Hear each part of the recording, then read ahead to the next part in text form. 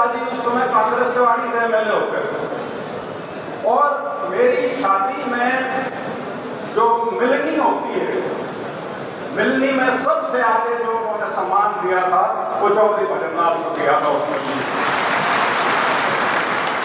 जबकि मेरे पिताजी का चौधरी भजनलाल से राजनीतिक रूप से 36 का आंकड़ा भले ही रहता हो, लेकिन उनके जो आपसी संबंध थे, एक जो सरोकार था सामाजिक तौर पे, वो बहुत उच्च दर्जे का था, जिसे कई साल तक तो मैं भी नहीं समझ पाता था कि ये हो क्या रहा है, क्योंकि जिस तरह की बातें सुनते थे और जिस तरह से लोग उनको मिलते हुए देखते थे तो मैं भी कई बार विचल जाता था। और इसी तरह की कंफ्यूजन लोगों ने आदमपुर में भी फैलाने की कोशिश करी।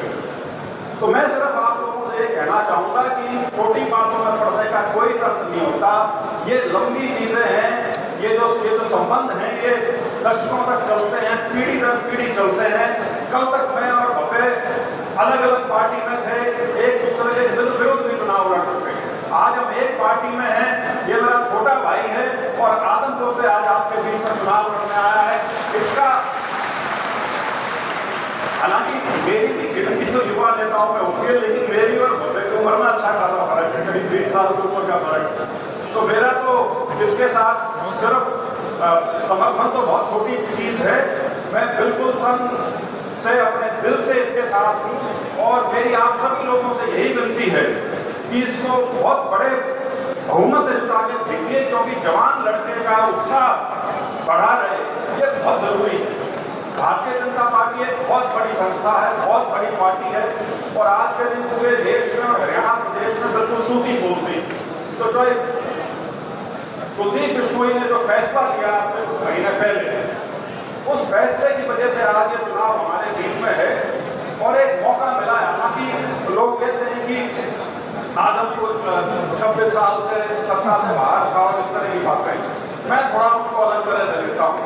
आदमपुर वो इलाका है जिसने सत्ता को बहुत करीब से देखा होगा और बहुत लंबे समय तक देखा होगा।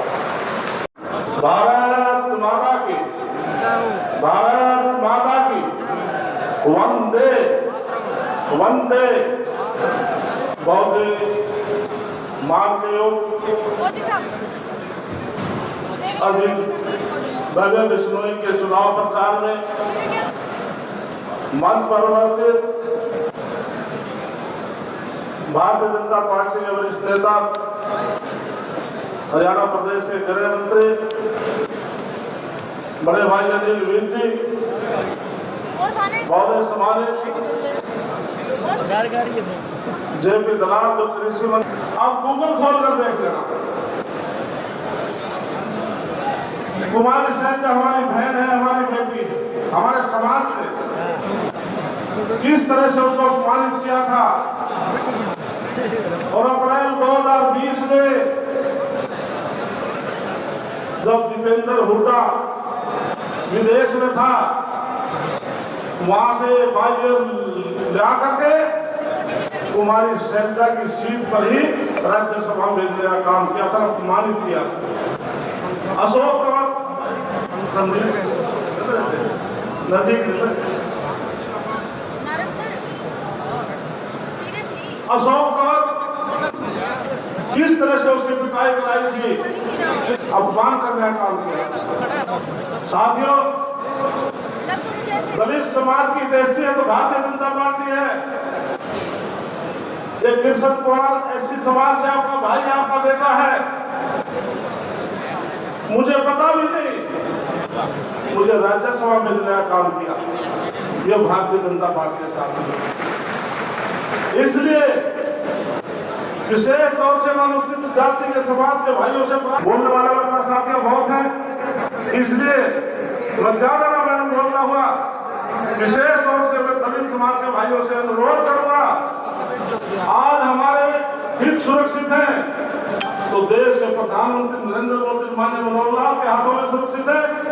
इसलिए भव्य बिश्नोई को आशीर्वाद देकर एमएलए बनाए और जो 26 साल की जो विकास की जो रफ्तार थी उससे सवाई आदमपुर में हो सके।